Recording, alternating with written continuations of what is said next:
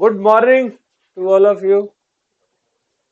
तो बेटे मेरे, हमारा यूनिट नंबर 1 चल रहा है इंडियन कॉन्ट्रैक्ट एक्ट का। और लास्ट क्लास क्या हुआ था, लास्ट क्लास में बड़े लेवल पे हमने रिवीजन ही करी थी। आज छोटा सा रिवीजन पोर्शन कराऊंगा 5-7 मिनट, और आज के टॉपिक को हम शुरू करने जा रहे हैं। हमने कहाँ तक कर लिया था वैसे पिछली क्लास में? ऑब्लिगेशन टू परफॉर्म तक हो गया था ना। ठीक है, मिसलेनियस से हमें आज शुरू करना है। सबसे पहले contract means N agreement which is enforceable by law. Agreement means every promise, every set of promise forming consideration for each other is called agreement. Agreement दो टाइप के होते हैं, सोशल और बिजनेस।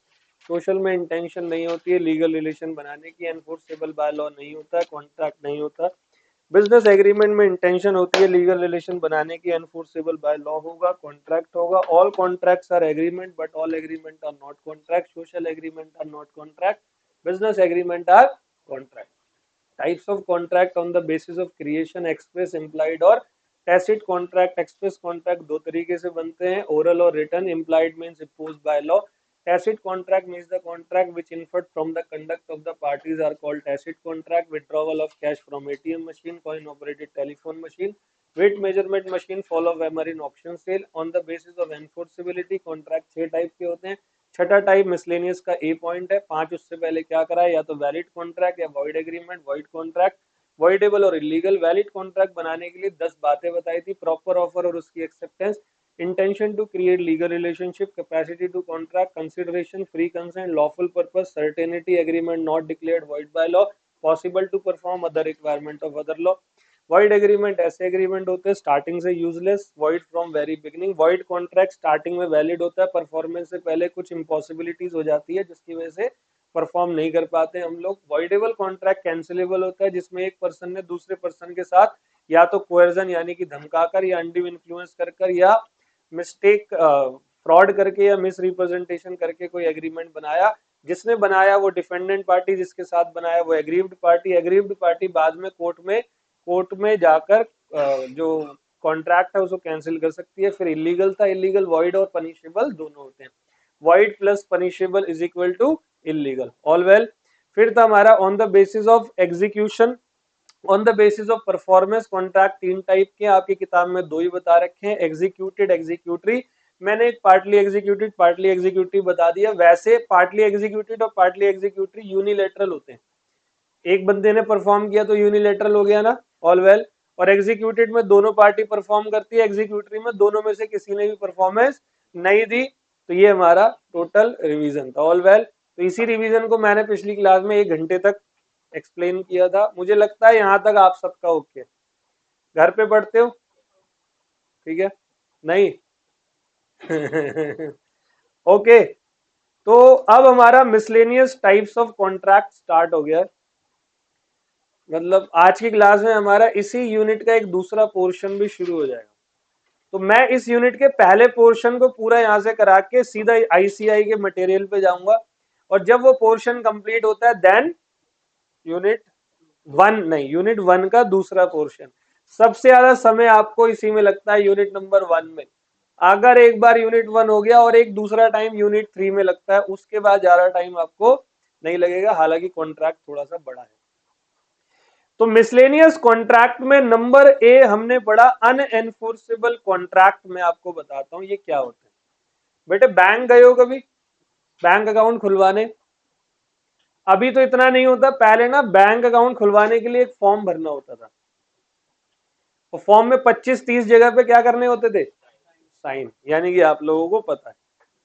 मान लो आपने पूरा फॉर्म वॉर्म सब बढ़िया भर दिया और 1-2 जगह पर साइन आपके क्या हो गए, छूट गए या गलत हो गए, तो क्या बैंक अकाउंट खोलेगा?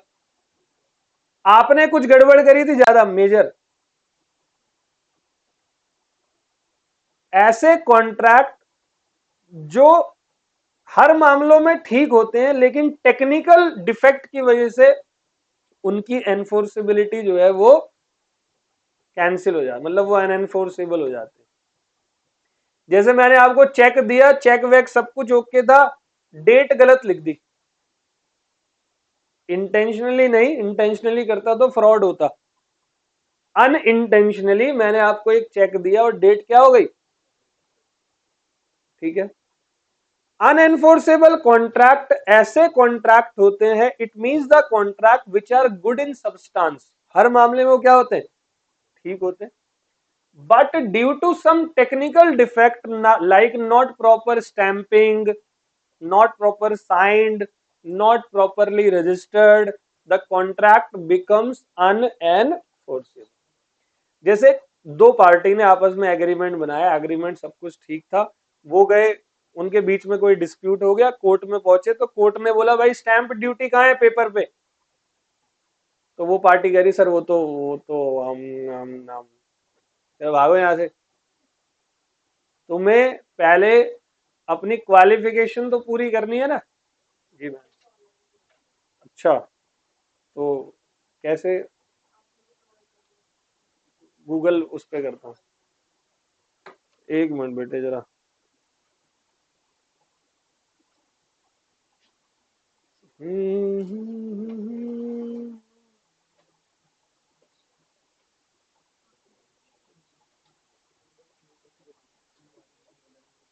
क्या होता है गूगल मीट?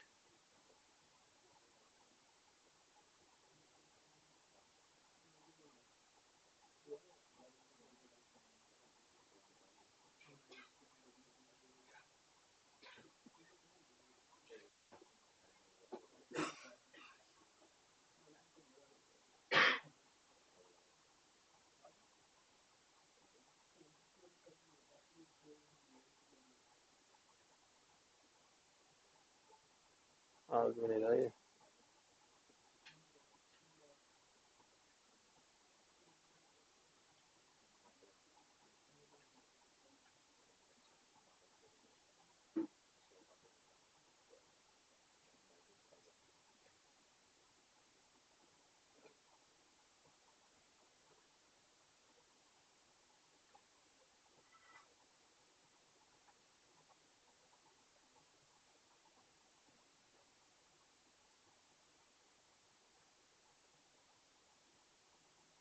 पेस्ट क्यों नहीं हुआ?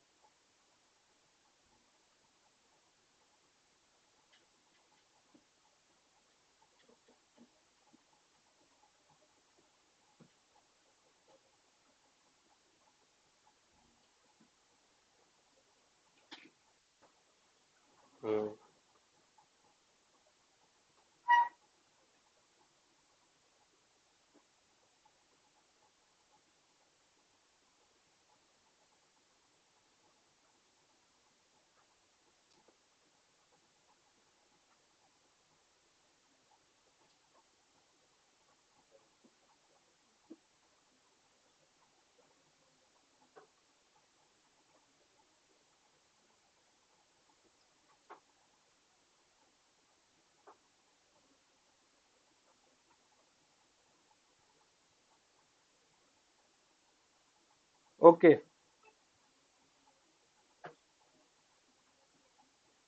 तो आ जाओ बेटे, एक मिनट जरा, ज्वाइन कर रहा है कोई बच्चा, तब तक मैं कंसेप्ट बता दूं। तो मैं आपको बता रहा था अनएनफोर्सेबल कॉन्ट्रैक्ट के बारे में। अनएनफोर्सेबल कॉन्ट्रैक्ट वो कॉन्ट्रैक्ट होते हैं जो हर मामले में ठीक होते हैं, which are good in substance, but due to some technical reason like not proper stamping, not properly registered, not properly dated, the contract becomes what, unenforceable। तो वो कॉन्ट्रैक्ट क्या बन जाते हैं, अनएनफोर्सेबल बन जाते हैं। समझ गए बात को? मतलब कि आपको हमेशा कॉन्ट्रैक्ट बनाने के लिए दो चीज चाहिए, एक तो एग्रीमेंट चाहिए प्लस एनफोर्सेबल बाय लॉ। तो लॉ ने आपसे जो जो रिक्वायरमेंट फुलफिल करने के लिए बोला है, आपको लॉ की वो सारी की सारी रिक्वायरमेंट क्या करनी है, फुलफिल करनी है। And if you are not following the instruction given by the law, then your contract will become what, unenforceable. Clear? तो ये हमारे अनएनफोर्सेबल कॉन्ट्रैक्ट होते हैं। 4 AM घोस्ट, क्या आपको मेरी आवाज सुनाई दे रही है? हेलो हेलो बेटे, आवाज आ रही है मेरे?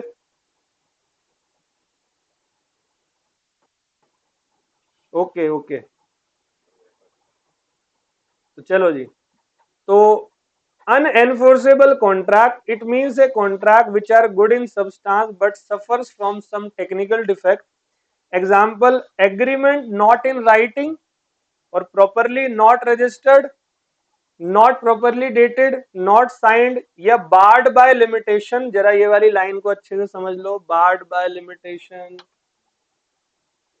वैसे तो मैं यूनिट नंबर 2 कंसिडरेशन के अंदर एक टॉपिक पढ़ाऊंगा, उस टॉपिक को मैं एक बार यहां पर पूरा पढ़ा देता हूं, अच्छे तरीके से सुनना।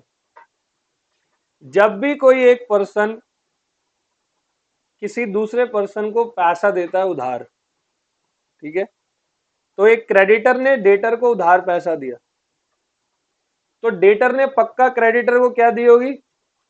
एक ड्यू डेट दी होगी। देखना, एक बंदा है क्रेडिटर, इसने क्या किया, डेटर को लोन दिया और डेटर ने बोला मैं कितने दिन बाद पैसे दे दूंगा? 2 महीने बाद पैसे दे दूंगा, 1 लाख का लोन था। All well.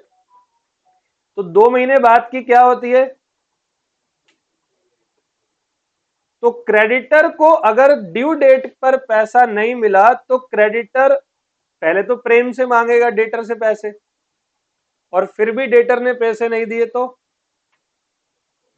अब क्रेडिटर डेटर के अगेंस्ट में क्या लेगा? लीगल एक्शन लेगा। तो इस लीगल एक्शन पर एक कानून है, कानून का नाम है लिमिटेशन एक्ट 1963। क्या नाम है? वो कानून कहता है कि इफ अ क्रेडिटर जो भी है giving loan to the debtor and after due date debtor failed to pay the amount, then creditor has 3 years to take legal action against debtor in the court of law. दोबारा बोलता हूं, जब भी किसी creditor ने किसी debtor को उधार दिया है तो ड्यू डेट के बाद क्रेडिटर पर के पास कितने साल का समय होता है? 3 साल का समय है कि आप लीगल एक्शन ले सको। और मान लो अब क्रेडिटर डेटर पर ड्यू डेट के बाद 3 साल तक लीगल एक्शन नहीं लेता तो आपका वही वाला कॉन्ट्रैक्ट जो है वो क्या हो जाएगा? अनएनफोर्सेबल, क्योंकि उस पर टाइम की क्या लग गई? अब पाबंदी लग गई। ये मैं आपको दोबारा पढ़ाऊंगा कंसिडरेशन में। बताओ यहां समझ में आ गया? आया नहीं आया? ये मेंटोस बात बताइए मैंने आपको, दिमाग की बत्ती जला दे, ठीक है? ये नॉर्मल बातें नहीं है। चलो वापस आते हैं। तो अब मेरे को समझ में आ गया अनएनफोर्सेबल कॉन्ट्रैक्ट क्या होता है। Unenforceable contract means the contract which are good in substance but due to some technical reason like not proper signed, not proper registered, not properly dated, the contract becomes what? Unenforceable. इधर नहीं, ठीक, ठीक है, contract becomes unenforceable. All well. एक और point है हमारा ई com contract. ये नया आया है 1872 के ओरिजिनल एक्ट में इसका कोई नाम नहीं था, क्योंकि उस समय पर ई कॉमर्स नाम की कोई भी चीज नहीं हुआ करती थी। अब देखो आज की डेट में ई कॉमर्स पे बहुत सारे कॉन्ट्रैक्ट होते हैं। अमेजोन से कभी कुछ ऑर्डर किया है तो आप अमेजोन को एक ऑफर देते हो, अब आप बोल के तो नहीं देते, क्या करते हो? लिख के देते हो। मतलब एक एप्लीकेशन है जो एक सिस्टमैटिक अप्रोच करता है आपसे, आपसे वो कुछ कंडक्ट करने को बोलता है, आप उस कंडक्ट को करते हो, तो आपका कॉन्ट्रैक्ट क्या हो जाता है? ई कॉम कॉन्ट्रैक्ट, मोबाइल के थ्रू या इंटरनेट के थ्रू, ठीक है? तो मान लो अमेजोन को आपने ऑर्डर दिया और उसने आपको कोई गलत सामान भेज दिया और वो आपसे वो रिफंड भी नहीं ले रहा, रिफंड भी नहीं दे रहा, तो क्या आप अमेजोन के अगेंस्ट में लीगल एक्शन ले सकते हो? यस, ले सकते हो। मतलब दिख नहीं रहा का मतलब ये थोड़ी है वो कुछ भी कर देगा। इंटरनेट पे बेच रहा है का मतलब क्या है? वो कुछ भी कर देगा। तो उनके लिए भी इंडियन कॉन्ट्रैक्ट एक्ट के अंदर कानून है, कह रहा these are also known as e commerce contract.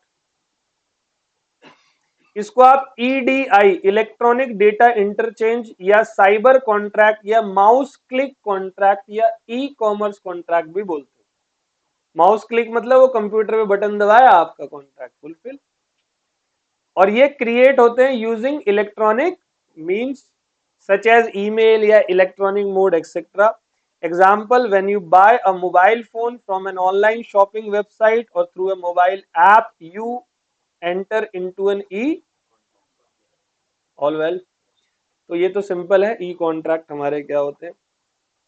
अब एक हमारा लास्ट है पार्ट वन। इस यूनिट को मैं जो पढ़ाता हूं, मैं दो हिस्सों में पढ़ाता हूं, है यूनिट वन ही। इसके दो पार्ट है, एक पार्ट है टॉपिक्स के इंट्रोडक्शंस और दूसरा पार्ट है ऑफर एंड एक्सेप्टेंस। तो फिलहाल हम कौन से चल रहे हैं, टॉपिक्स के बारे में बात कर रहे हैं, उसका ये लास्ट हिस्सा है। जैसे ये लास्ट हिस्सा हो जाएगा मैं सीधा स्टडी मटेरियल पे जाने वाला हूं। तो रिकॉग्नाइज्ड फ्रॉम इंग्लिश लॉ क्या है, रिकॉग्नाइज्ड फ्रॉम इंग्लिश लॉ। तो सबसे पहला ये कहता है दो टाइप के। अच्छा एक बात बताओ, इंडियन कॉन्ट्रैक्ट एक्ट हमारा कौन से ईयर में बना था? 1872 में बना है कॉन्ट्रैक्ट एक्ट। तो जब कॉन्ट्रैक्ट एक्ट 1872 में बना है तो उस समय हमारे भारत के ऊपर किसका राज चलता था? ब्रिटिशर्स का राज चलता था। ठीक है, तो थोड़ी सी बात हम लोग इंग्लिश लॉ की भी करते हैं। किसकी? थोड़ी सी इंग्लिश लॉ की भी बात होती है। तो रिकॉग्नाइज्ड फ्रॉम इंग्लिश लॉ में एक होता है आपका कॉन्ट्रैक्ट ऑफ रिकॉर्ड, एक होता है कॉन्ट्रैक्ट अंडर सील। तो जो अंग्रेज लोग हैं, अंग्रेज लोगों के दो कॉन्ट्रैक्ट हैं, एक तो कॉन्ट्रैक्ट ऑफ रिकॉर्ड है और एक contract under English law. Contract of record में सबसे पहले आता है जजमेंट, मतलब जुडिशियल डिसीजंस की जजमेंट को इंग्लिश लॉ में कंसीडर किया जाता है। अब याद करो, मैंने आपको पिछली या उससे पिछली क्लास में एक केस पढ़ाया था, वेलफेयर वर्सेस वेलफेयर, याद है? जिसमें एक बंदा होता है श्रीलंका में अपनी बीवी के साथ घूमने जाता है इंग्लैंड, वहां वो बीमार हो जाती है, फिर उसको श्रीलंका आना पड़ता है। तो वो बीवी से वादा करता है मैं तुझे वहां से पैसे भेजता रहूंगा, लेकिन वो वहां से पैसे नहीं भेजता, बीवी नाराज हो जाती है एज यूजुअल। फिर वो कोर्ट ऑफ लॉ में चली जाती है उसके खिलाफ केस करने के लिए। केस का एक डिसीजन आता है और उस डिसीजन को आप आज भी इंडियन कॉन्ट्रैक्ट एक्ट के अंदर पढ़ रहे हो। तो जो भी जजमेंट पुराने कभी किसी फैसले पे आई है और आज सेम केस दोबारा से आ गया, तो हम सेम केस जो आज आया उसका फैसला पुरानी जजमेंट में जो रिजल्ट आया था उसके दम पर दे देंगे। कोई दोबारा से केस करने की जरूरत, केस लड़ने की जरूरत नहीं। ठीक है, तो जजमेंट हो गई। It is obligation impose by the court through judicial decision. तो आपको इसी लॉ में आगे मैं कई सारे और केसेस बताऊंगा। अभी थोड़ी देर बाद ही आपके पास कई केसेस आएंगे, लालमन शुक्ला वर्सेस गौरी दत्त, फिर आएगा आपका चेन्नैया वर्सेस रमैया, कई सारे केसेस हैं। सारे केसेस आपको क्लास के अंदर करेंगे, मोहिरी बीवी वर्सेस धर्मदास घोष, ऐसे कर करके कई सारे नाम आने वाले हैं। ठीक है, फिर दूसरा कहता है रिकॉग्निशन। रिकॉग्निशन मतलब टू अपीयर ऑन समन्स। समन पता है क्या होता है? कोर्ट का नोटिस जाता है आपके पास।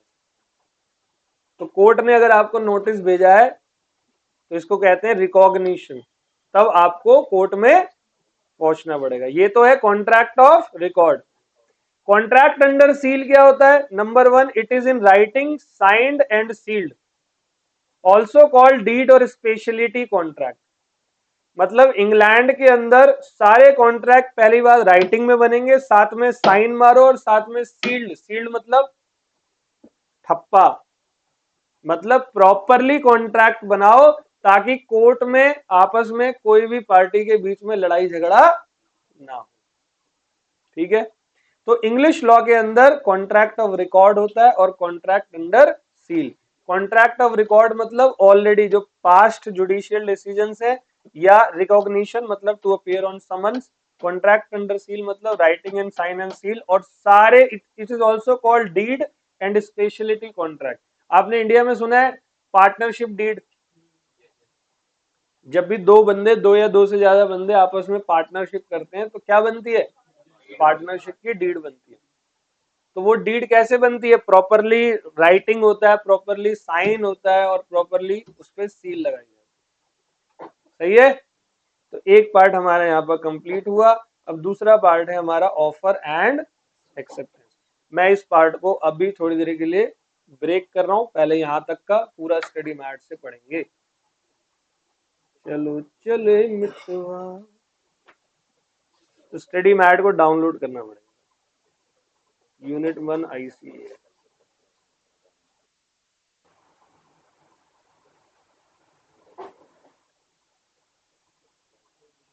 बस एक मिनट।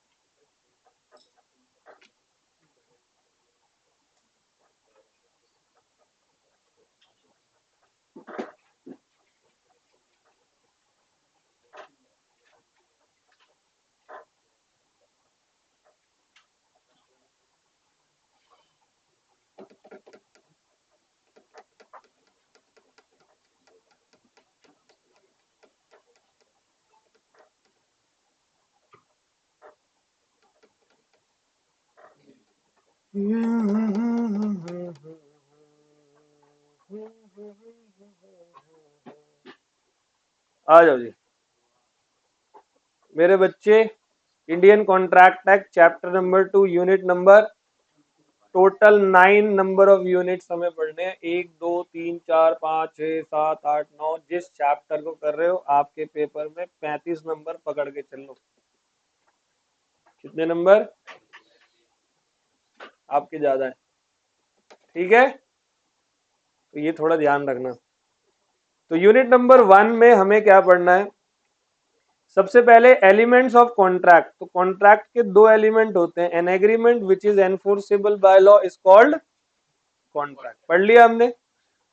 वैलिड कॉन्ट्रैक्ट के एसेंशियल एलिमेंट, प्रॉपर ऑफर, उसकी acceptance, intention to create legal relationship, capacity to contract, consideration, free consent, lawful purpose, certainty, agreement not declared void by law, possible to perform other requirement of other law. मैंने sequence में लिखा है, आपके study mat में अलग तरीके से दे रखा होगा। और टाइप्स ऑफ कॉन्ट्रैक्ट, तो ये हमने करा, valid contract, void agreement, voidable, illegal, unenforceable, tacit, e com contract, all well. ये सब कुछ हमें पढ़ना है। ये तो एक पार्ट है जो मैंने अभी तक तुम्हें पढ़ा दिया, और एक ये दूसरा पार्ट है ऑफर प्लस एक्सेप्टेंस, जो अभी हम नोट से पढ़ने वाले हैं। बट पहले ये सारा पार्ट हम लोग आपके स्टडी मैट से करेंगे, ऑल वेल।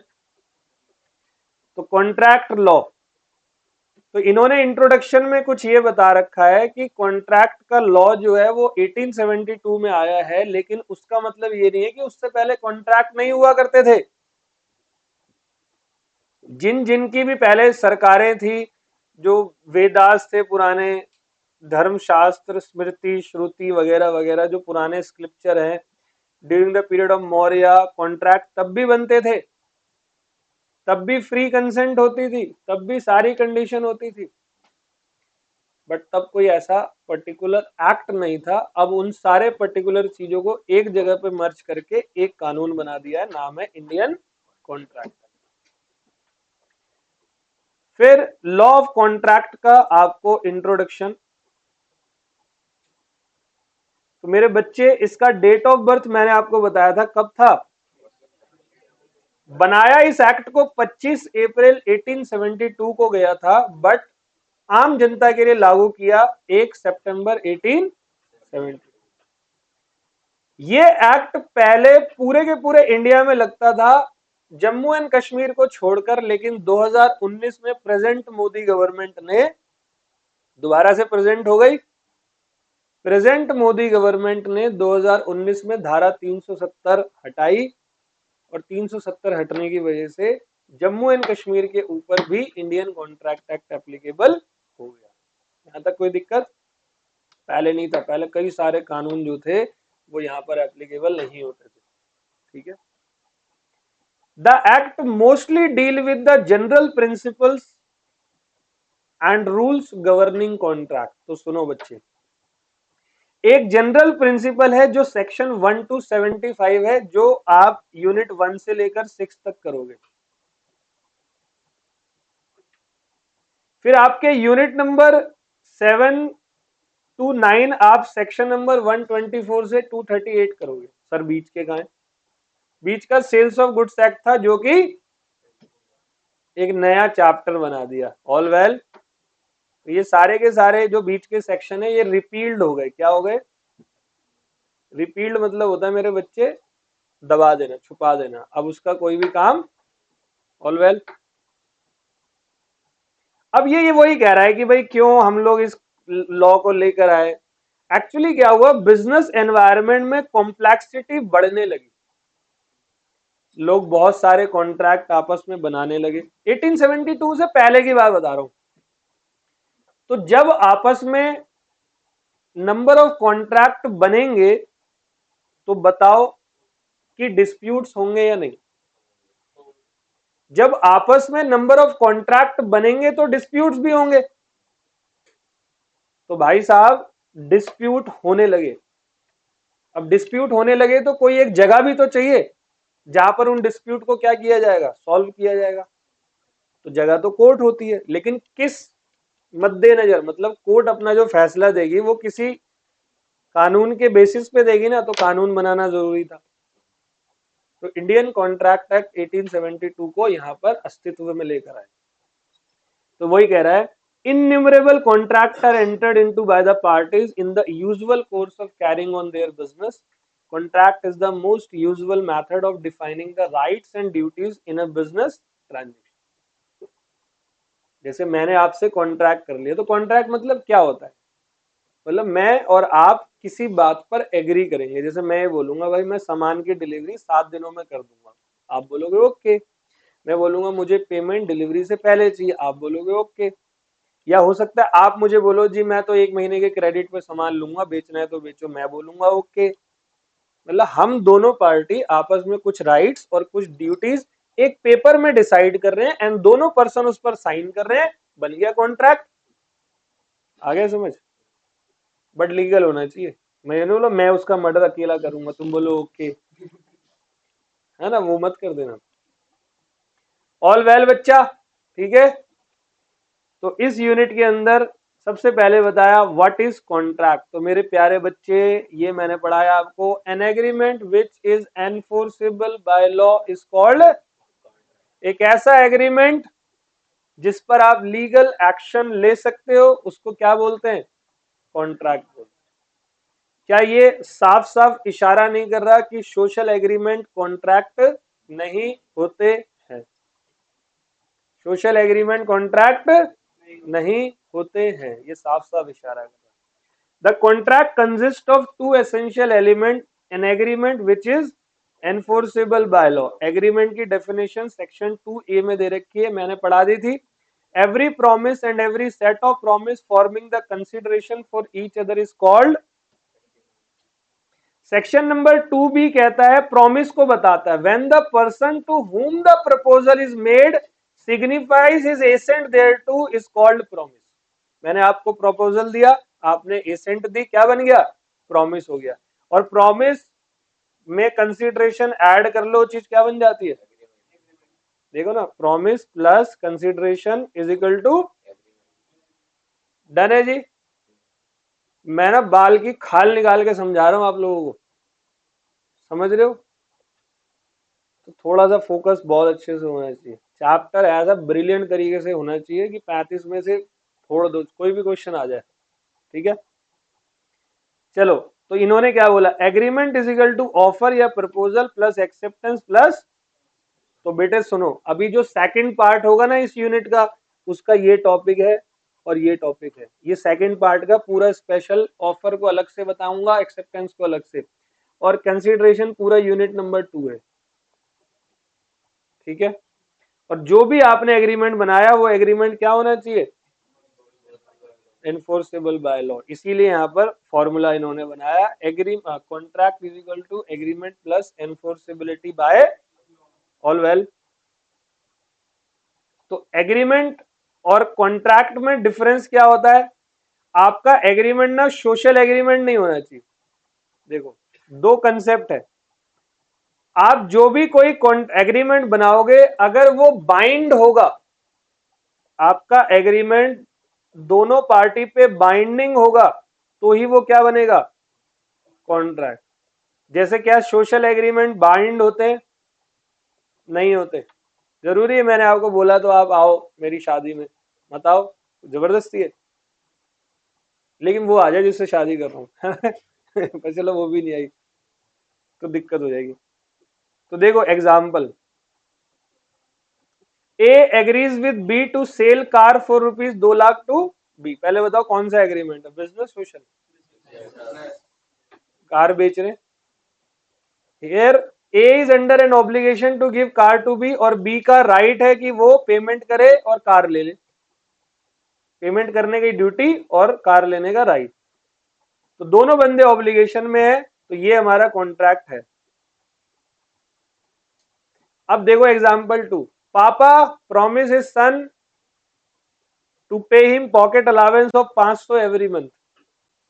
कोई ऐसा है इसमें जिसमें पॉकेट अलावेंस मिलता हो मंथली, 1000, 500, 2000, या वैसे ही मिलते, 100 ले लो, कभी 200, कभी 20, कभी 10, कभी चल साले है डिपेंड करता है ना पापा के मूड पे।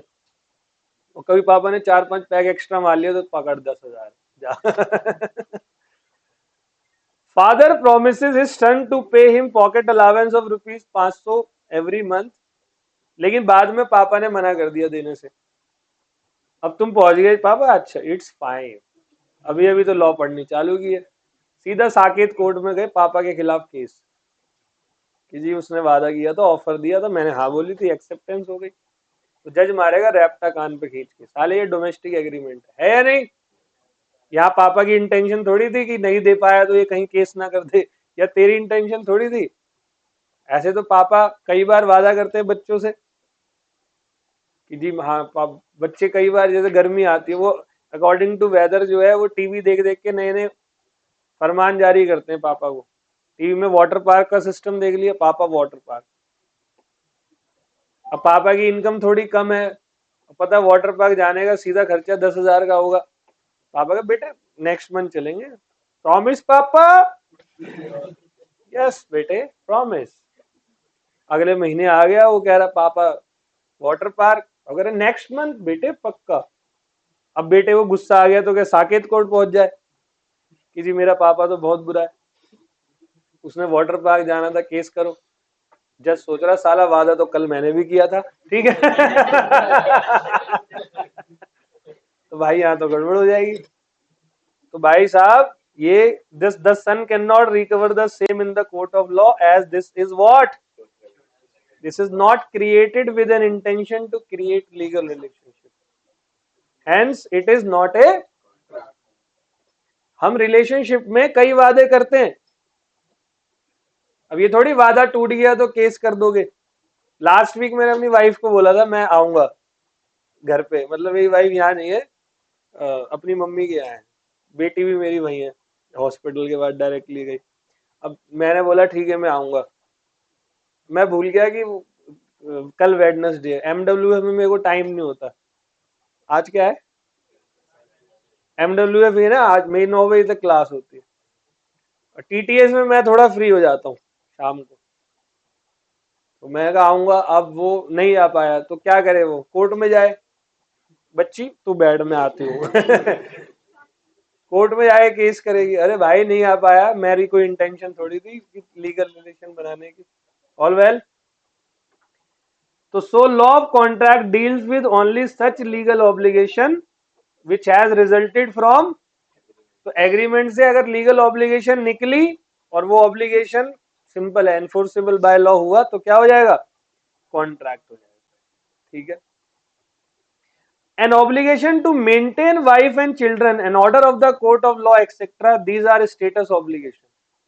सो out of the scope of the contract. All well.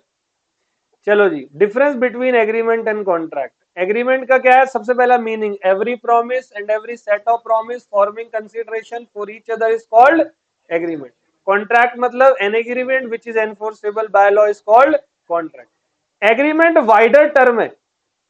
कैसे? एग्रीमेंट में दो टाइप होते हैं, सोशल और बिजनेस, लेकिन कॉन्ट्रैक्ट में एक ही टाइप होता है, बिजनेस। सोशल एग्रीमेंट कभी भी कॉन्ट्रैक्ट नहीं। तो ये नैरो सेंस में आप लिया जाता है।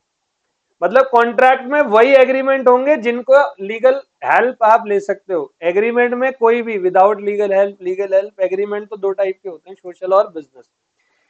एग्रीमेंट में लीगल ऑब्लिगेशन क्रिएट नहीं होती हमेशा। अगर ऑब्लिगेटरी एग्रीमेंट है तो ही कॉन्ट्रैक्ट बनेगा, वरना nature. All contract are not, sorry, all agreement are not but all contract are. जैसे social agreement are not, social agreement are not contract and business agreement are contract. All well? कैसा लगा?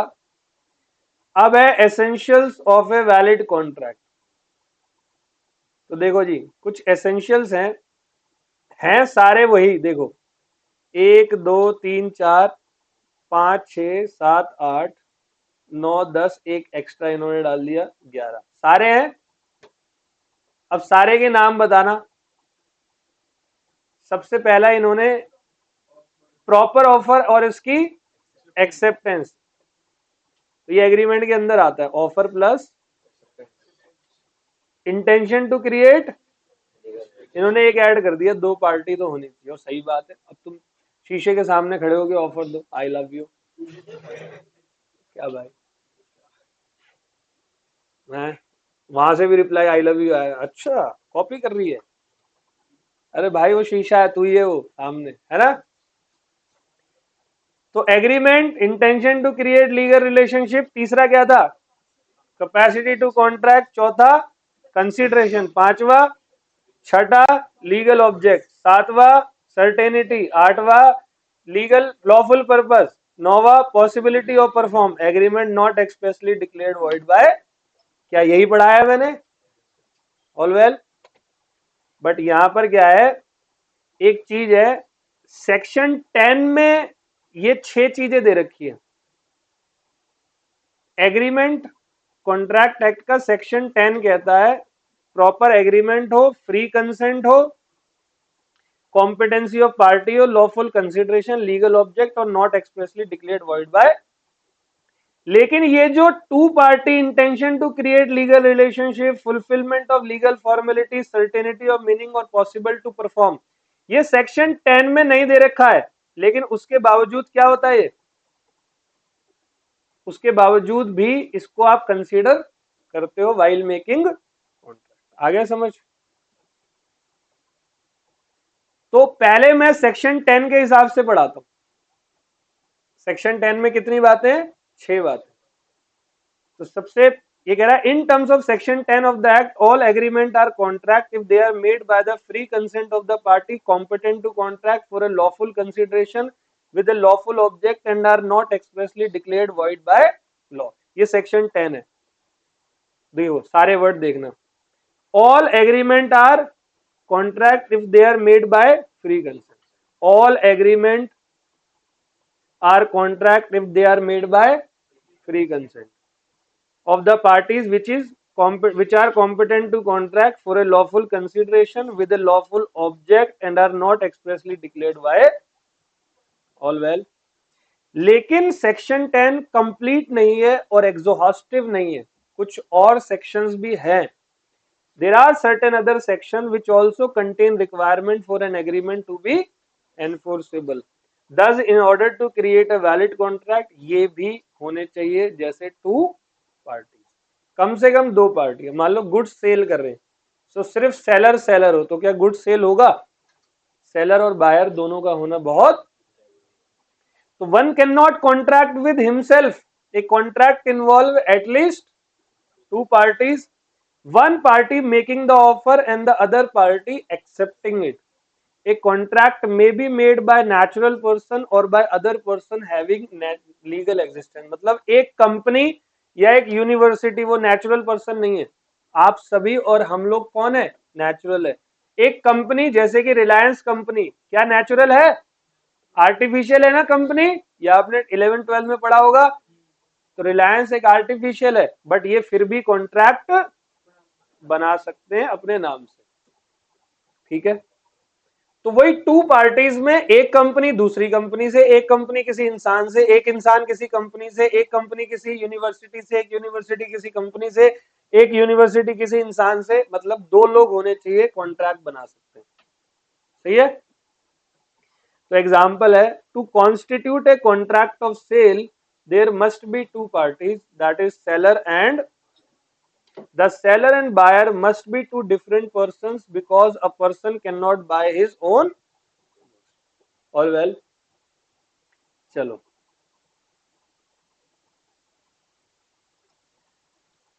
दूसरा है, parties must intend to create legal relationship. इससे पहले एक case है हमारा, in state of Gujarat versus Ramanlal S and company. क्या हुआ, लिखा है when on dissolution of a partnership, एक पार्टनरशिप फर्म डिसॉल्व हो गई, डिसॉल्व मतलब खत्म, तो उसकी एसेट्स वगैरह क्या हो जाएगी, कौन बेचेगा, लिक्विडेटर आता है एक, कौन आता है, लिक्विडेटर। कोर्ट एक लिक्विडेटर बेचता है डिसॉल्व फर्म की एसेट्स को बेचने के लिए। The assets of the firm were divided among the partner, तो फर्म जब बंद हो रही है तो सारी एसेट्स किस में डिवाइड होगी, द सेल्स टैक्स ऑफिसर कहता है कि वो फर्म की एसेट्स जो पार्टनर के पास गई, वो सेल्स टैक्स ऑफिसर क्या मान रहा है, वो कह रहा है ये तो सेल है और इस पे क्या लगेगा, टैक्स लगेगा। It was held that it was not a the partner being joint owner of those assets and can not be both buyer and, तो इन्होंने क्या बोला, कॉन्ट्रैक्ट एक्ट में दो पार्टी होनी चाहिए ना, तो वो तो इस एसेट्स के सारे पार्टनर खुद ही जॉइंट ओनर थे और वो एसेट्स उन्होंने अपनी अपनी ले ली। तो क्या जॉइंट ओनर जब अपनी एसेट्स लेता है तो क्या वो दो पार्टी हुई, वो तो एक ही पार्टी है ना, इसीलिए यहां पर बोथ बायर एंड सेलर नहीं माने गए। उसको खुद ही सोचो, मेरी फर्म से मुझे एसेट्स मिल रही है, फर्म डिसॉल्व हो गई, उस एसेट्स, एक एसेट्स है मान लो ये है, चार पार्टनर है, तो ये एसेट की फर्म जब थी तब तक इस एसेट्स का मालिक कौन था, चारों पार्टनर, मतलब फर्म। अब एक हिस्सा चला गया ए को, एक बी को, एक सी को, एक डी को, तो क्या इस ट्रांजेक्शन को सेल माने, अरे सबने अपने हिस्से ही तो लिए, एक ही तो बात है। तो ये केस आया था कोर्ट में, ऑल वेल। अब दूसरा है, parties must intend to create, तो सर जब भी मैं आपसे कोई कॉन्ट्रैक्ट बनाऊंगा तो मेरी इंटेंशन होनी चाहिए क्या बनाने की, लीगल रिलेशन बनाने की। तो याद करो एक केस वेलफेयर वर्सेस, जिन्होंने वो केस, कितने बच्चों ने केस नहीं सुना है वेलफेयर वाला, बेटे आपने, आप नहीं आए थे क्लास में, तब तक ज्वाइनिंग नहीं हुई थी, ठीक है। एक मेरे चैनल पे आप सुन लो, ठीक है, चैनल देखा है आपने, जितने बंदो भाई उसको सब्सक्राइब क्यों नहीं करते तुम लोग, देखो मेरा चैनल है इस नाम से, आज आप सभी इस पे जाना और इस पे क्या करना, सब्सक्राइब करना, बढ़ने चाहिए आज सब्सक्राइबर्स कुछ, ठीक है। और फिर वहां पर एक वीडियो है वेलफेयर वर्सेस वेलफेयर की, आप इस वीडियो को देखना। मैं दोबारा से शॉर्ट में बता देता हूँ, हस्बैंड और वाइफ होते हैं, हस्बैंड और वाइफ होते हैं दोनों, मिस्टर एंड मिसेस वेलफेयर, वो श्रीलंका में रहते हैं, उस समय नाम था सिलोन, काफी साल पुरानी बात है, 1928 और ऐसी कुछ है, 30 के बीच की। तो दोनों इंग्लैंड घूमने गए, इंग्लैंड घूमने गए तो वहां पहुंचे और वाइफ की तबीयत खराब हो गई, बस हस्बैंड को वापस आना था। तो हम इंडियंस होते तो हम इमोशनली कनेक्टेड रहते, बट विदेशी ना ज्यादा कनेक्टेड नहीं रहते, वो कहते नहीं मुझे office, I have to go to office. But Indian बोलते हैं भाड़ बजा ऑफिस, साल पहले तेरा जिंदा रहना जरूरी है, मुझे गाली कौन देगा जिंदगी भर, तू मर गई तो, है ना। इंडियन ऐसा होता है। लेकिन वो सिलोन का था, उस बंदे ने अपनी वाइफ को वहीं छोड़ दिया, वाइफ से बोला मैं तुझे वहां से पैसे भेजूंगा, बट उसने वहां से पैसे, अच्छा उसने ऑफर दिया पैसे भेजूंगा, वाइफ ने कहा ठीक है, एक्सेप्टेंस हो गई। लेकिन वहां हस्बैंड का कोई इंटेंशन नहीं था क्या बनाने का, लीगल रिलेशन। अब वाइफ को पैसे नहीं मिले, वाइफ को गुस्सा आया, वाइफ कोर्ट चली गई।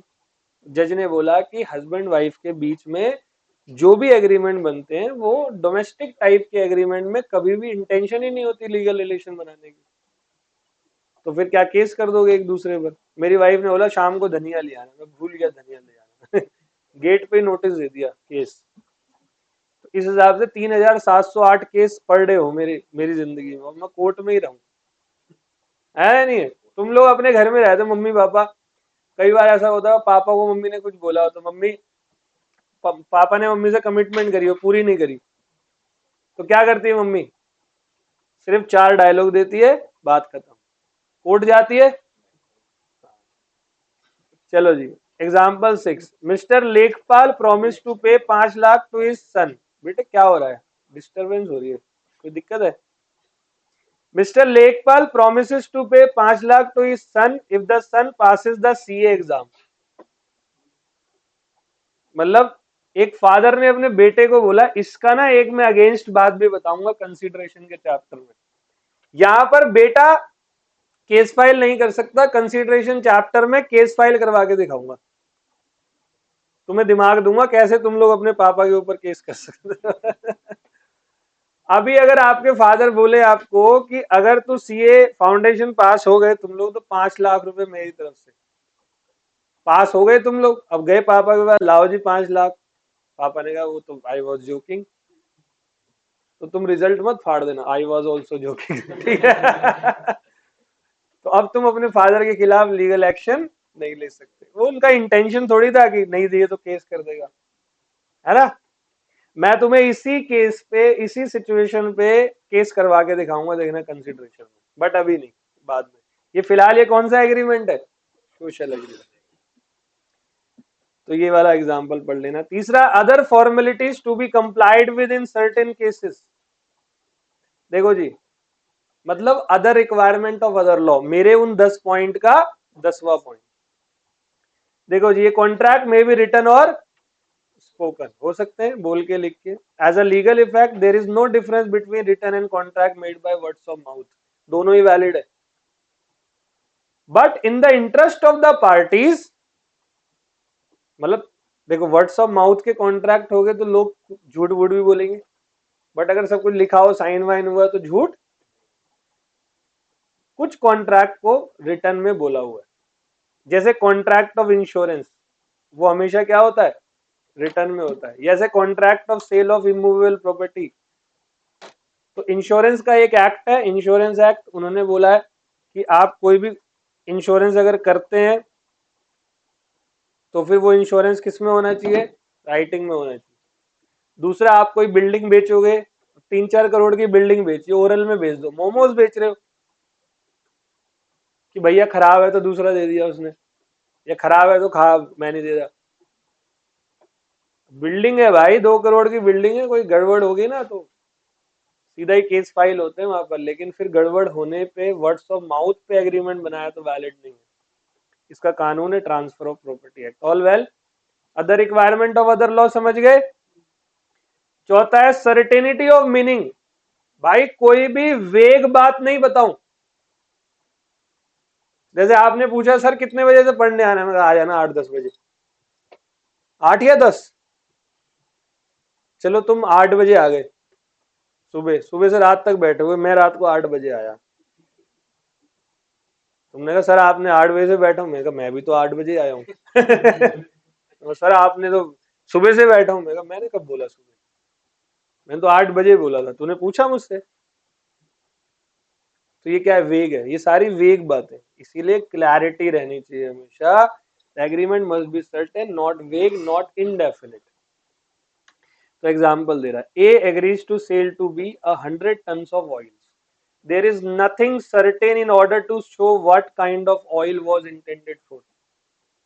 अब मैं मान लो 40 तरीके के ऑयल बेचता हूं, मैंने कहा 100 टन ऑयल ले लियो शाम को, तो कौन सा ऑयल? सरसों का, तिल का तेल, कोकोनट तेल, कौन सा तेल? लेकिन अब दूसरा example, X Y Z agree to lease the land to Mister A for infinite year, कह रहे जिंदगी भर के लिए, इनफाइनाइट ईयर के लिए लीज पे। अरे ये क्या बात है भाई, लीज का टाइम पीरियड होता है 10 साल, 20 साल, 5 साल, 8 साल, 4 साल। Infinite means what? कल को तुम जाओगे, बोलेगा इनफाइनाइट ईयर बाद आना। तुम अपनी लीज की प्रॉपर्टी खाली करवाओ उधर, इनफाइनाइट ईयर बाद आना। हो गया तुम्हारा प्रॉपर्टी गया, डन। और आपका पॉसिबल टू परफॉर्म होना is very important. The terms of agreement should be capable of performance. An agreement to do an act impossible in itself can not be, जैसे A agrees with B to discover treasure by magic, the agreement can not be enforce. जादू नहीं है यहाँ पर, ठीक है, समझ गए? All well. आजकल तो वो वाली मूवी का कोई मिल गया, जादू भी कमरे के अंदर बैठा होगा, है ना, इतनी धूप हो रही है बाहर।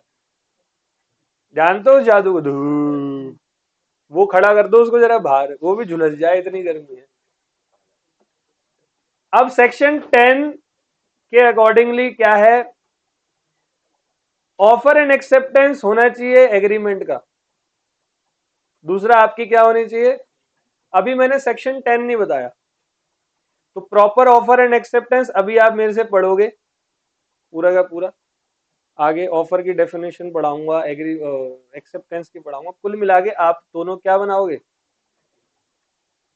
इसीलिए ऊपर करवाया कि एग्रीमेंट में intention to create legal relationship होना इज वेरी। दूसरी बात आपकी क्या होनी चाहिए, सेम माइंड, मतलब दोनों पार्टी उस बात पे एग्री होने चाहिए। इसका लैटिन वर्ड बताया था क्या, कॉन्सेंसस एड इडम। मतलब मैं आपको धमकाकर, मोरल प्रेशर करके, फ्रॉड, मिस रिप्रेजेंटेशन और मिस्टेक कर कर कोई भी कॉन्ट्रैक्ट पढ़ा दिया था ये। जैसे A who owns 2 cars is selling red car to B, B thinks he is purchasing the black car, there is no consensus ad idem and hence no. अब देखो मेरे पास 2 गाड़ी है, ठीक है, ये mistake, miss representation, innocent miss statement हो गया या मिस्टेक हो गया। कैसे? मैं सोच रहा हूं रेड कार बेचूं, तू क्या सोच रहा है ना? तो हम लोगों को क्या करना चाहिए था, क्लैरिटी देनी चाहिए थी, ठीक है। फिर ये कह रहा था ए थ्रेटन टू शूट बी, अगर वो उसको 2 लाख रुपए नहीं देगा तो, मतलब मैं कह रहा हूं पिस्टल ली, मैं ला 2 लाख दे, गोली मार दूंगा। अब तूने दे दिए 2 लाख रुपए मुझे, तो ये कोएर्जन है। क्या है? इसको फिजिकल फोर्स कहते हैं। ऑल वेल, चलो कैपेसिटी टू कॉन्ट्रैक्ट, भाई ये बढ़ा चुका हूं। Every person in this world are capable to enter into a valid contract, otherwise then minor unsound mind and person disqualified by. छोटा बच्चा कोई कॉन्ट्रैक्ट नहीं बना सकता। तो छोटा बच्चा कौन होता है, जिसकी उम्र क्या होती है, 18 ईयर। और दूसरा वो पगला नहीं होना चाहिए, साउंड माइंड होना चाहिए, अनसाउंड माइंड नहीं। कुछ होते हैं बाय बर्थ पागल होते हैं, और कुछ शाम को 7 बजे के बाद बनते हैं। गलत तो नहीं कह रहा? 7 बजे के बाद उनकी दुनिया ही अलग होती है, 7 से पहले अलग दुनिया, 7 के बाद अलग। मेरा एक दोस्त है, इतना शरीफ है वो, मतलब उसे कोई कुछ कर दे वो कुछ नहीं कर सकता उसका, कभी भी नहीं, 7 बजे तक। तो वो जिंदगी के 27-28 साल उसने कभी किसी को कुछ नहीं करा। 28 साल बाद किसी दूसरे दोस्त ने उसको एक दिन 2 पैग लगवा दिए। अब उससे तब से वो पैग पीने लगा, हर दूसरे तीसरे दिन 2-2 पैग मारता। अब जब पैग पी लेता उसके बाद वो अपने बाप से भी नहीं डरता, कोई भी आ जाए। एक दिन आईपीएस की गिरेबान पकड़ लिया, आईपीएस था, वो आया था, उसने गाड़ी देखी, उसने खड़ी हुई है, पैग मार रहा था, वो बाहर आया, कहता इधर आ, हुआ रही हो। आईपीएस ने 6 चांटे बजाए उसके अंदर। तब जाके याद आया, सॉरी सर। तो ड्रंकन पर्सन कुछ भी कर सकता है, वो साउंड माइंड नहीं होता। और एक है जिसको डिस्क्वालीफाइड नहीं किया गया हो। मैं आपको बताऊं, ये पूरा टॉपिक यूनिट नंबर 3 में हम लोग पढ़ने वाले हैं। उससे पहले कोर्जन वगैरह भी यूनिट 3 में पढ़ेंगे, ठीक है। पूरा कहाँ पढ़ेंगे? यूनिट 3 में। अब चौथी बात, कंसिडरेशन होना चाहिए। कंसिडरेशन का लैटिन वर्ड क्या है? Something in return. मैंने आपको पढ़ाया, आप मुझे थैंक यू बोल के चले गए। भाई मेरा घर कैसे चलेगा? कॉन्ट्रैक्ट में। अच्छा, उसके बाद में मेरे पे केस कर दिया कि सर एक छुट्टी ले ली थी आपने, पैसे भी नहीं दे रहे, केस भी कर दिया। ऐसे थोड़ी होता है। All well. जैसे A agree to sell is book for ₹100, तो बुक बी पे जा रही है, बी के लिए कंसिडरेशन बुक है, और ₹100 ए के पास जा रहे हैं, ए के लिए कंसिडरेशन क्या है? तो बीस promise to pay 100 is the consideration for as promise, and as promise to sell the book is the consideration for, ठीक है। फिर ये कहता है lawful consideration and lawful object. The consideration and object of the agreement must be lawful. जैसे मैं robbery के लिए आपसे कोई एग्रीमेंट कर रहा हूं, ठीक है, शाम को चलेंगे रॉबरी करने के लिए, तो भाई ये ठीक नहीं है ना। और आपका एग्रीमेंट एक्सप्रेसली वॉइड ना करार दे रखा हो। यूनिट 3 में एक टॉपिक पढ़ाऊंगा लॉफुल पर्पस। उस लॉफुल पर्पस के अंदर कुछ 11 पॉइंट बताऊंगा जिनको लॉ ने क्या करार दे रखा है? वॉइड। वॉइड मतलब यूजलेस। वो सारे के सारे यही है, ये जो लिखे हुए हैं, ठीक है, वहां आ जाएंगे। All well. अब बात करते हैं टाइप्स ऑफ कॉन्ट्रैक्ट। तो मेरे प्यारे प्यारे बच्चों, एक वैलिड कॉन्ट्रैक्ट होता है, बनाना सीख लिया। एक वॉइड कॉन्ट्रैक्ट होता है, जरा बताओ कौन सा होता है?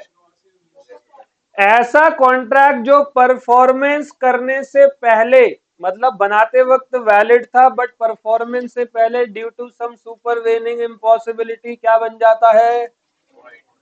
जैसे एग्जाम्पल दिया था किसान का, मैं एक किसान हूं, मैंने आपसे कोई एग्रीमेंट किया, वैलिड है, लेकिन परफॉर्मेंस से पहले मेरे खेतों में बाढ़ आ गई, खेत फसल खराब हो गई, तो अब मैं आपको परफॉर्म नहीं कर पाऊंगा। मेरा कौन सा कॉन्ट्रैक्ट हो गया?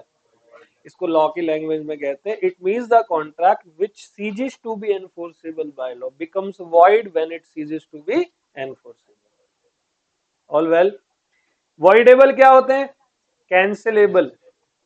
जो ऊपर पढ़ा था ना, जहां फ्री कंसेंट नहीं होगी वो वॉइडेबल। इलीगल क्या होते हैं? Void plus punishable. अनएनफोर्सेबल आज ही की क्लास की शुरुआत में बताया, it means the contract which are no good in substance but due to some technical reason like not proper stamping, not proper register, the contract becomes express। समझ गए?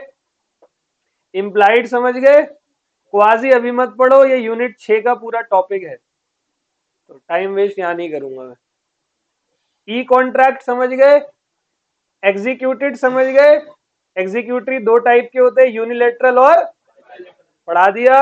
Unilateral मतलब one sided, bilateral मतलब, all well जी। चलो, तो valid contract, void contract. Void मतलब a contract which ceases to be enforceable by law becomes void when it ceases to be enforceable। जैसे क्या हुआ, एक्स ने बोला मैं तेरे लिए किताब लिखूंगा, पब्लिशर के लिए एग्रीमेंट हुआ, पब्लिशर ने कहा ठीक है इतनी पेमेंट दूंगा, वो कॉन्ट्रैक्ट वैलिड है बनाते वक्त, ठीक है, मैं किसी के लिए किताब लिख रहा हूं, वैलिड है। कुछ दिन बाद एक्स मर गया एक एक्सीडेंट में, अब हमारा कॉन्ट्रैक्ट क्या हो गया? वॉइड। अब क्या केस करें उसकी डेड बॉडी पे कि जी ये तो वादा करके मर गया, पहले वादा पूरा करता फिर मरता, ऐसे तो कोई नहीं मरता, जैसी मौत आती वादा, है ना। तो ऐसे नहीं होता भाई, मर सकते हो आप कभी भी, तो आप जब मरोगे तो आपके सारे वादे क्या हो जाएंगे? void हो जाएंगे, ठीक है। चलो, जैसे ए ने बी को बोला मैं 10 टन शुगर आपको दूंगा, लेकिन सप्लाई से पहले फैक्ट्री में आग लग गई, अब शुगर थोड़ी दूंगा मैं, ठीक है। तीसरा है वॉइडेबल कॉन्ट्रैक्ट। तो मेरे प्यारे बच्चे, N agreement which is enforceable at the option of one party. किसके ऑप्शन पे एनफोर्सेबल होता है? Aggrieved party. जिसको मैंने धमकाया वो कोर्ट में जा सकता है, केस कर सकता है, मतलब उसके ऑप्शन पर एनफोर्सेबल है, but not at the option of other. Other कौन है? अच्छा, तुम मुझे लूटो और तुम मेरे खिलाफ ही केस करो, वाह भाई वाह, ठीक है। तो जहां कॉन्ट्रैक्ट वॉइडेबल होता है वो कौन सी सिचुएशन होती है? जहां फ्री कंसेंट, और फ्री कंसेंट कहां का नहीं होती? कोएर्जन में, अंडर इन्फ्लुएंस, मिस रिप्रेजेंटेशन, और इन चारों को दोबारा बोल रहा हूं, यूनिट नंबर 3 में प्रॉपर डिटेल आएगी, 2-2 ढाई-ढाई पेज की, और मस्त कहानियां बताया करूंगा वहां पे, ठीक है। रट गया थोड़ा बहुत जो पढ़ाया है? ये हमारा हो गया। वॉइड कॉन्ट्रैक्ट और वॉइडेबल में डिफरेंस क्या है? देख, void contract ceases to be enforceable by law होता है, और जब वॉइड बनता है जब वो सीजेस टू बी, मतलब जब एक्चुअली में मेरे खेतों में फसल खराब हो गई तो अब एनफोर्सेबिलिटी सीज हो गई। Voidable means an agreement which is enforceable at the option of one party but not at the option of other party। जिसके ऑप्शन पर enforceable है वो aggrieved party, जिस पे नहीं है वो enforceability। void contract में आप कोर्ट में केस, voidable में कौन कर सकता है? aggrieved party। void contract का कारण क्या होता है? सर, कुछ ऐसी सिचुएशन जो हमारी कैपेसिटी से बियॉन्ड है, कोई नेचुरल कैलेमिटी हो गई, किसी की डेथ वेथ हो गई, लेकिन वॉइडेबल बंदा जानबूझ के करता है, ठीक है। Performance of contract, void contract can not B, अब तो कॉन्ट्रैक्ट वॉइड हो गया, अब क्या वो किसान दोबारा से फसल उगा के देगा तुम्हें? वो वॉइड, खत्म। वॉइडेबल कॉन्ट्रैक्ट परफॉर्मेंस होने वाला होता है अगर एग्रीव्ड पार्टी ने रीजनेबल टाइम में अपने कॉन्ट्रैक्ट को कैंसिल नहीं किया। जैसे मैंने इसको बोला धमका के कि भाई तू मेरे यहाँ पढ़ाएगा, धमका के बोला, तो मैं एग्रीव्ड पार्टी नहीं, मैं डिफेंडेंट, और ये, तो ये रीजनेबल टाइम में कोर्ट जाए। अब इसको हो गए 2-4 महीने, कोर्ट वोट कहीं नहीं गया, तो अब ये कॉन्ट्रैक्ट अवॉइड, अब इसको पढ़ाना, जब तुझे राइट दिया है कोर्ट में जाने का तो ऐसी की तैसी यहाँ क्यों करवा रहा है? जाना कोर्ट, तेरे को नहीं कह रहा, मैं नॉर्मली बता रहा, सही है। चलो, इलीगल क्या होते हैं बेटे? वॉइड प्लस पनिशेबल, ठीक है जी। और अनएनफोर्सेबल क्या होते हैं? Where a good contract is good in substance but because of some technical defect that is absence in writing barred by limitation, तो फिर वो कॉन्ट्रैक्ट क्या बन जाते हैं? अनएनफोर्सेबल बन जाते हैं, सही है। फिर एक्सप्रेस कॉन्ट्रैक्ट बता दिया, एक्सप्रेस मतलब या तो वर्ड्स या तो रिटन। इम्प्लाइड मतलब इम्पोज बाय लॉ, जैसे कि वेयर अ कुली, यही एग्जांपल दिया था ना मैंने, where a coolie in uniform picks up the luggage of A to be carried out of railway station without being asked by A, और A ने उसको मना भी नहीं किया, और वहां जाके ये थैंक यू बोल रहा है सामान के रखने के बदले, तो नहीं, ए को क्या देने पड़ेंगे? पैसे देने पड़ेंगे। A drinks a coffee in restaurant, मतलब वहां गया बैठा तो एक कॉफी आ गई, वेटर आया कॉफी रख के चला गया, उसने पी ली, जाते वक्त वेटर ने बोला पैसे काहे के पैसे बे, मैं तो बैठने आया था, मुझे लगा तू पिला रहा है तेरे बाप की दुकान है ये, है ना। इम्प्लाइड है कि आप रेस्टोरेंट में बैठे हो और आपने कुछ खाया पिया तो पैसे दोगे आप, बेशक आपने कुछ भी बोला, इम्प्लाइड ही है ना। तुम लोग खुद बताओ, अब मेरे यहाँ क्लास में बच्चा आ रहा, हर मैडम से पूछा नहीं, डायरेक्ट आ गया, उसको पता है सीए फाउंडेशन में हो गए 4-5 क्लास, मैं ला भाई फीस, सर कॉन्ट्रैक्ट तो हुआ ही नहीं, पागल, इम्प्लाइड है कि तू मेरी क्लास लेगा, ठीक है। एक था टैसिट कॉन्ट्रैक्ट, याद करो, जो कंडक्ट से होता है, जैसे एटीएम से पैसे निकालोगे, कौन सा कॉन्ट्रैक्ट है? Auction sale, tacit. अभी क्वाजी कॉन्ट्रैक्ट को छोड़ दो, ये यूनिट नंबर 6 में आएगा, अभी मत पढ़ना, ठीक है। ई कॉन्ट्रैक्ट कर लिए, e commerce, electronic data interchange. फिर मैंने बताया on the basis of performance, एक एग्जीक्यूटेड होता है, एक एग्जीक्यूटेड में बोथ पार्टी अपना कॉन्ट्रैक्ट क्या कर लेती है, और एग्जीक्यूटरी में फ्यूचर में करेंगे। एग्जीक्यूटरी दो पार्ट के, यूनिलेटरल और यूनिलैटरल में सिर्फ एक पार्टी ने परफॉर्म करी है और बायलैटरल में बोथ पार्टी ने परफॉर्म करी है। ठीक है, तो ये हमारा पहला पार्ट ओके। कैसा लगा जी? ब्रिलियंट। अब मैं पहले पार्ट को पूरा पूरा का पूरा एक वर्ड में रिवाइज करवाने जा रहा हूं। ठीक है, एक सांस में रिवाइज कराऊंगा, दिमाग चलना चाहिए पूरा। कॉन्ट्रैक्ट का डेट ऑफ बर्थ 1 सितंबर 1872, टोटल 9 नंबर ऑफ यूनिट पढ़ेंगे। पूरा कॉन्ट्रैक्ट एक्ट पूरे भारत में एप्लीकेबल है, पहले जम्मू एंड कश्मीर पे नहीं होता था धारा 370 की वजह से। Unit number 1, general nature of contract. Contract का मीनिंग क्या है? N agreement which is enforceable by law is called contract. Agreement का मीनिंग क्या है? कॉन्ट्रैक्ट का जो डेफिनेशन है सेक्शन 2H है। 2E एग्रीमेंट का। Agreement means every promise, every set of promise forming consideration for each other is called agreement. Promise का क्या है? 2B, when an offer is accepted it becomes promise। Agreement दो type के होते हैं, social और business agreement. Social agreement में intention नहीं होती है लीगल रिलेशन बनाने की, एनफोर्सेबल बाय लॉ नहीं होता, कॉन्ट्रैक्ट नहीं होता। बिजनेस एग्रीमेंट में इंटेंशन होती है लीगल रिलेशन बनाने की, एनफोर्सेबल बाय लॉ होगा और कॉन्ट्रैक्ट होगा। कंक्लूजन निकलता है, all contract are agreement but all agreement are not contract. Social agreement are not contract, business agreement are contract. Types of contract on the basis of creation, express contract, implied contract, tacit contract. Express contract दो type के, oral और written में। Implied मतलब imposed by law. Tacit contract means the contract which inferred from the conduct of the parties are called tacit contract. Withdrawal of cash from ATM machine, coin operated telephone machine, weight measurement machine, fall of hammer in auction sale are the best example of tacit contract। Contract on the basis of enforceability, 6 बातें हमने पढ़ी। एक valid contract, void agreement, void contract, illegal, voidable, unenforceable. Valid contract बनाओगे तो वहां section 10 और section 10 के बिना भी कुछ पॉइंट है, टोटल 10 पॉइंट है। क्या बताए थे?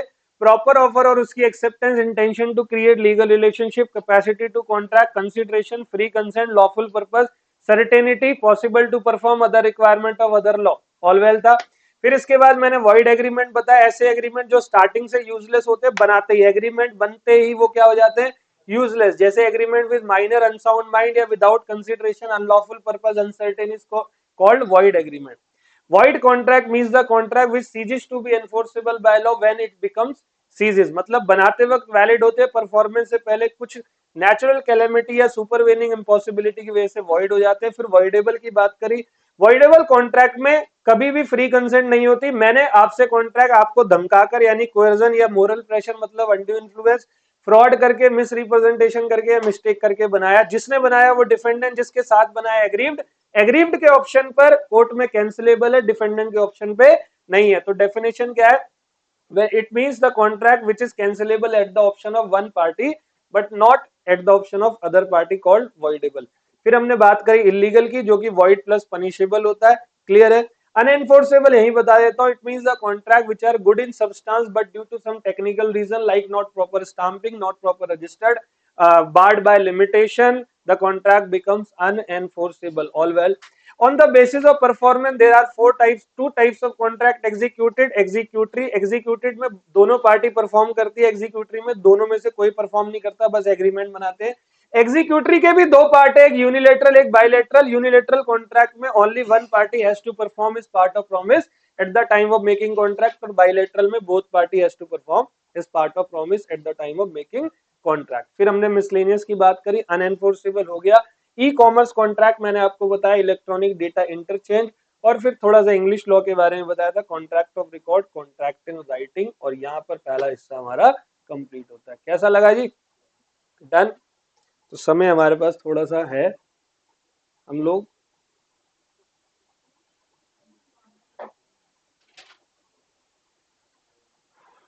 Offer and acceptance,